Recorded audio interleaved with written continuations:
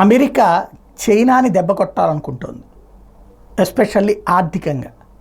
China మీద ఎక్కువగా depend అయ్యేది అమెరికా ఫార్మా రంగంలో.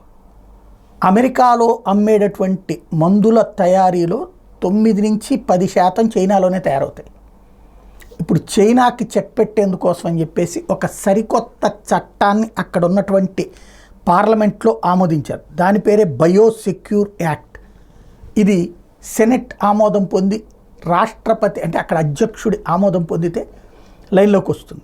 ఇప్పుడు దాని మీద భారతీయ ఫార్మా రంగం ఆశలు పెట్టుకుంది. ఎందుకంటే మన మార్కెట్ అక్కడ 2 నుంచి 3% ఉంది, ఎస్పెషల్లీ వీటిట్లలో. ఈ నేపథ్యంలో భారతదేశపు ఆల్రెడీ మనకి ఫార్మా కంపెనీలే దక్షిణాదిలో ఎక్కువగా నడుస్తున్నాయి. మన ఆంధ్రప్రదేశ్లో మ్యాక్సిమం ఫార్మా కంపెనీల మార్కెట్ కాదు, ఫార్మా కంపెనీల మ్యానుఫ్యాక్చరింగ్ సెంటర్. ఇట్లాంటి దశలో తాజాగా చేస్తున్నటువంటి చర్య చాలా కీలకమైనటువంటి అవకాశం ఉంది భారతదేశానికి, ఆంధ్రప్రదేశ్కి కూడా. అమెరికా తీసుకొచ్చేటటువంటి ఆ చట్టం ప్రస్తుతం తొలి దశలో ఉంది. తుది దశకి చేరితే మాత్రం మన వాళ్ళకి బోలెడైన అవకాశాలు వస్తాయి. ఎప్పుడైతే మన ఫార్మా ఎక్స్పోర్ట్స్ పెరుగుతాయో ఇక్కడ ఫార్మా కంపెనీల విస్తృతి పెరుగుతుంది. దాని ఆధారంగా మనకి ఉద్యోగ ఉపాధి అవకాశాలు పెరుగుతాయి, ఆర్థిక వనరులు పెరుగుతాయి, ఆదాయము పెరుగుతుంది.